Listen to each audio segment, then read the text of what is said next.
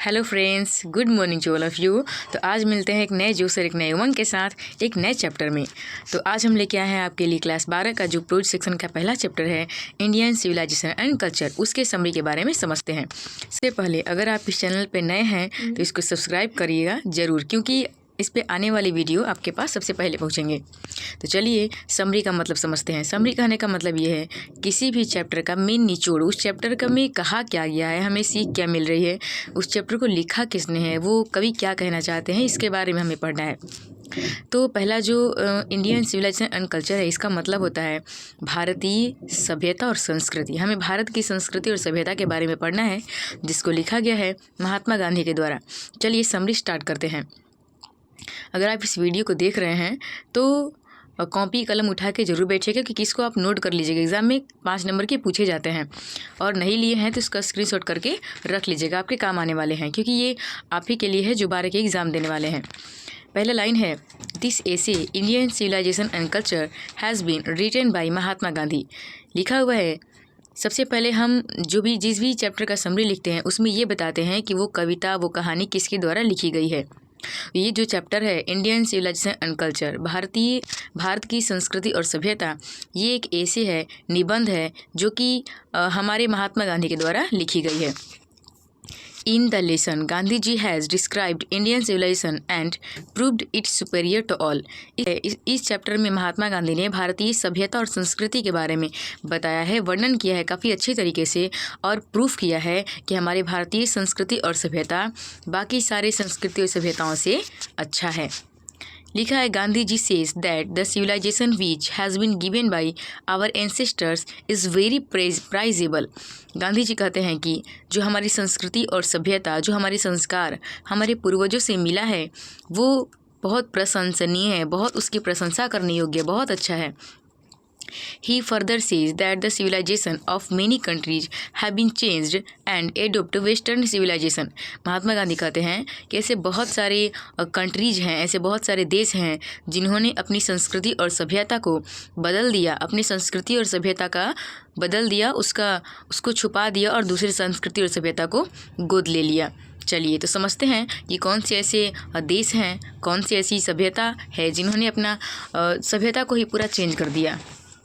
देखिए लिखा है, for example Rome, Greek, Egypt, Japan and China. यानी कि इतने सारे जो देश हैं, आपको हमने जो नाम बताया, Rome, Greek, Egypt and Japan, China, ये जो सारे हैं उन्होंने अपनी संस्कृति और सभ्यता को बदल दिया है, चेंज कर दिया है। But Indian civilisation is still, लेकिन हमारी जो संस्कृति सभ्यता है, भारतीय जो संस्कृति सभ्यता है, वो अभी भी अपने जगह पर अड़ी हुई है, अभी भी अपने जगह पर टिकी हुई है। दैट इज़ हर ग्लोरी, और यही हमारी संस्कृति और सभ्यता का विशेषता है। So Gandhi ji says that the foundation of Indian civilisation is very strong. इसलिए गांधी जी कहते हैं कि हमारी जो भारतीय संस्कृति और सभ्यता है, उसका जो नींव है वो काफ़ी मजबूत है। आगे लिखा है, Gandhi ji says that civilisation guides us to do our duty. Gandhi ji कहते हैं कि सभ्यता का मतलब होता है, जो सभ्यता होता है वो हमें हमारे कर्तव्य का बोध कराता है कि हमें हमारे जीवन में किस तरह से व्यवहार करना है, किसी के साथ किस तरह से रहना है। ये सारी चीज़ें हमें सभ्यता सिखाती है, हमारे कर्तव्यों की बोध कराती है। He further says that the mind is a restless bird. The more it gets, the more it wants, but still remains unsatisfied. बहुत ही गहरी बात यहाँ पे लिखी गई है, जरा ध्यान से सुनिएगा। लिखा गया है कि जो हमारा दिमाग होता है वो एक बेचैन पक्षी की तरह होता है। इसे हम द मोर इट गेट्स, इसे हम चाहे जितना भी दे दें, द मोर इट वांट्स, ये उतना ही चाहता है, बट स्टिल रिमेन्स अनसेटिस्फाइड, लेकिन कभी भी संतुष्ट नहीं होता है। ये बहुत ही सही बात लिखा गया यहाँ पे कि जो हमारा दिमाग है वो एकदम बेचैन है, एकदम बेचैन पक्षी की तरह होता है। इसे हम चाहे जो दे दें, चाहे जो भी दे दें, जितना चीज़ इसे चाहे हम दे दें, हमारी इच्छाएं दिन प्रतिदिन बढ़ती जाती है, कभी हमारी इच्छाएं ख़त्म नहीं होती है।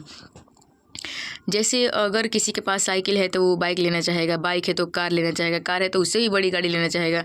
यानी कभी भी एक इंसान की आवश्यकताएं ख़त्म नहीं होती है। इसलिए लिखा हुआ है कि mind is a restless bird, जो हमारा दिमाग है वो एक बेचैन पक्षी की तरह होता है। द मोर इट गेट्स, इसे हम चाहे जितना भी दे दें, द मोर इट वांट्स, ये उतना ही चाहता है, बट स्टिल रिमेन्स अनसेटिस्फाइड, लेकिन कभी भी संतुष्ट नहीं होता है। इसलिए हमें हमारी इच्छाओं पर कंट्रोल करना चाहिए, ठीक है, ज़्यादा इच्छाएं बढ़ानी नहीं चाहिए। सुनिए आगे लिखा है, so our ancestors set a limit to our wishes. इसलिए हमारे जो पूर्वज लोग थे वो अपनी इच्छाओं को, अपनी खुशियों को काफ़ी लिमिट करके रखे थे, काफ़ी संकुचित रखे थे। Our ancestors says that we have not to depend on machine because one day we will become the slaves of machines. हमारे पूर्वजों ने कहा है कि हम लोग मशीनों का इस्तेमाल इसलिए नहीं करते हैं, मशीनों पर निर्भर इसलिए नहीं रहते हैं क्योंकि आगे चल के हम मशीनों की गुलाम बन जाएंगे। इसलिए नहीं कि हमें मशीन बनाने नहीं आता या उपयोग करने नहीं आता, ऐसी बात नहीं है।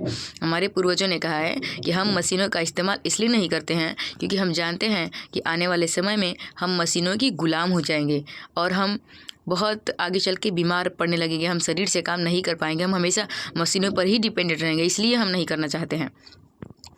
People are not happy in big cities.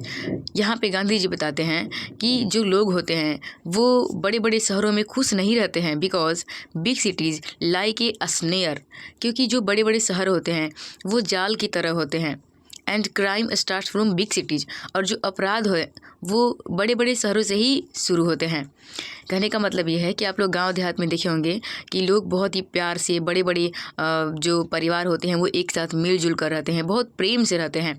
लेकिन शहर बाज़ार में ऐसा कुछ भी नहीं होता है, ठीक है। मतलब सब लोग अपना अपना फैमिली लेकर अलग अलग रह रहे हैं, किसी को किसी से कोई मतलब नहीं है, बस ओकेशन पर ही लोग एक दूसरे से मिलते हैं, ऐसे किसी को किसी से कोई मतलब नहीं है। लेकिन हमारे गाँव शहरों में ऐसा कुछ भी नहीं होता है, बहुत प्रेम से लोग और मिलजुल कर रहते हैं। शहर में ऐसा नहीं होता, इसलिए हमारे जो गांधी जी हैं वो कह रहे हैं कि जो शहर होता है वो एक बहुत बड़ा जाल की तरह होता है, और जो अपराध होते हैं वो शहर से ही शुरू होते हैं, जैसे रॉबरी, प्रोस्टिट्यूशन, थेफ्ट, जैसे चोरी, डाकू, जो चोरी डकैती जो भी ये सब होता है, मारा मारी जो भी, गुंडागिरी जो भी होता है, वो सारे शहर से ही शुरू होते हैं। गांव देहात में ऐसा देखने को नहीं मिलता है। At last, Gandhiji says that our culture depends not upon multiplying our wants but upon restricting wants. हमारे गांधी जी लास्ट में इस चैप्टर को समाप्त करते हुए यही हमें सीख देते हैं कि हमें इसीलिए अपनी बढ़ती हुई जो हमारी इच्छाएं हैं उस पर कंट्रोल करना चाहिए, ठीक है। हमारी बढ़ती हुई इच्छाओं को लेकर आगे नहीं बढ़ना चाहिए, क्योंकि अगर हम ऐसा करेंगे तो हमारी इच्छाएं आगे चल के और भी बढ़ती जाएंगी, जिसको हम पूरा नहीं कर सकते हैं, इस तरह से हम बेचैन हो सकते हैं। ये जो हमारा लाइफ है उसका हम एंजॉय नहीं कर सकते हैं। ये जो हमारी लाइफ है वो बहुत ही लिमिट है, लिमिट समय के लिए हम यहाँ पर आए हैं और कुछ समय के बाद हमें यहाँ से चले जाना है, क्योंकि हर चीज़ नश्वर है, इंसान भी नश्वर होते हैं। इसलिए हमें हमारी इच्छाओं को कंट्रोल करके रखना है, हमें हमारी इच्छाओं को लिमिट करके रखना है, अगर हम अपने जीवन को पूरी तरह से संतुष्ट कर सकते हैं तो।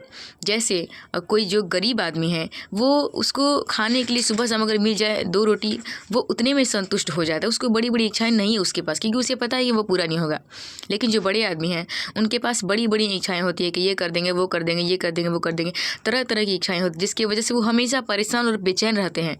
ज़्यादातर बीमारियाँ बड़े लोगों में ही होती है।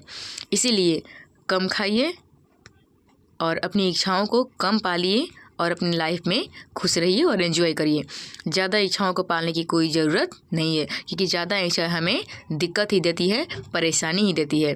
और यही बताया गया है कि हमें अपनी मशीनों पर, जो भी हम मशीनों का इस्तेमाल आजकल कर रहे हैं, उस पर ज़्यादा डिपेंडेंट नहीं होना चाहिए। हमें अपने हाथ पैरों का भी इस्तेमाल करनी चाहिए, क्योंकि पहले के ज़माने में जो लोग होते थे, हमारे पूर्वज होते थे, वो मशीनों का इस्तेमाल नहीं करते थे, ज़्यादातर अपने शरीर से वर्कआउट करते थे, जिसकी वजह से वो जल्दी बीमार नहीं पड़ते थे। लेकिन आजकल के ज़माने में लोग बहुत जल्दी बीमार पड़ जा रहे हैं, क्योंकि खुद से किसी काम को कर नहीं पा रहे हैं। तो चलिए आज के लिए इतना ही, मिलते हैं नेक्स्ट वीडियो में, तब तक के लिए बाय, बेस्ट ऑफ लक।